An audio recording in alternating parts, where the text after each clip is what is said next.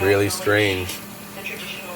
The fork keeps moving by itself from the force of the water, and both being in the perfect position. There's no crew, there's no producers, there's zero contact with the Been doing this for like 20 minutes. Though I haven't been watching this for 20 minutes. Now that I'm out here, I see how difficult the train is to walk through. I was preparing for the worst case. Pretty neat.